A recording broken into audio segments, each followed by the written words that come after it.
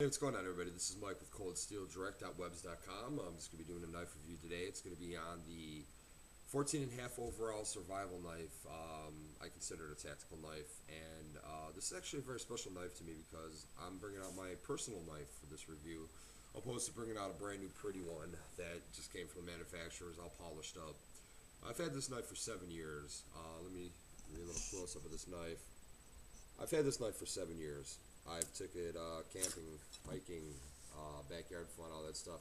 You see this wear and tear on here, this very minimal wear and tear. This is surface rust, and what this is from is we were having a barbecue cookout one night at the house. I was chopping up wood for the fire, a little bonfire we had going, and for whatever reason I left this out in the elements. Well, I live in Cleveland, Ohio, so our winters are pretty harsh. This thing sat underneath snow all winter. Yeah, I'm kind of forgetful when it comes to stuff like that. I had left this outside, and being such a durable knife, you could do stuff like this with this knife. So yeah, it went through the -0 degree temperatures, rain, direct sunlight, snow, and this is the worst damage that happened. You got some surface rust. I did not clean this knife for this review. Little WD-40, that'll probably come off and look brand new again. Couple features about this knife. Like I said, this is my personal knife. Of course, if you order from me, you will get a brand new one from the manufacturer, nice and pretty. This is a personal favorite of mine. I'm not just trying to discriminate against any of the other knives I sell. I actually own most of the knives that I sell, and I gotta say that this is probably one of the best ones tactically. If I was dropped on an island, if I was in Bear Grylls' place, this is the knife I would want. It's got a couple of features that you won't find on a lot of survival knives. It has the triple serration, and what that is right here, if you get a good look at it, this will cut down a tree if you got the time and effort. It's also got the finer serration for cutting down branches, which I refer to cutting trees and branches down because the most important thing about being tactically survival is being able to get a fire going, and everybody knows you need wood for that. It has everything that you expect in a survival knife.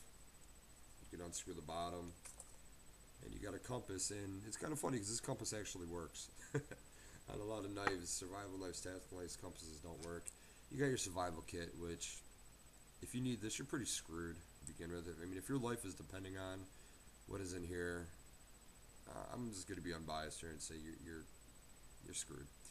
You got your matches, your little fishing kit, your little emergency first aid, but other than that, it's pretty useless, in my opinion. One match, can you imagine being stuck out in the wilderness and having one match? It's not a good thing. I always recommend if you're going to be hiking, take out the stuff that they put in here and put what you think is important in here, and you can probably fit a little lighter in here. I'm not going to go in depth of what's in there. Everybody pretty much knows, but it's universal what it comes with. This knife has a very solid weight to it. It is extremely heavy. It is this, I mean, it's got to be close to 1.5 pounds, 2 pounds, which is an amazing thing for a survival knife, both tactically and universally. You can use it to chop.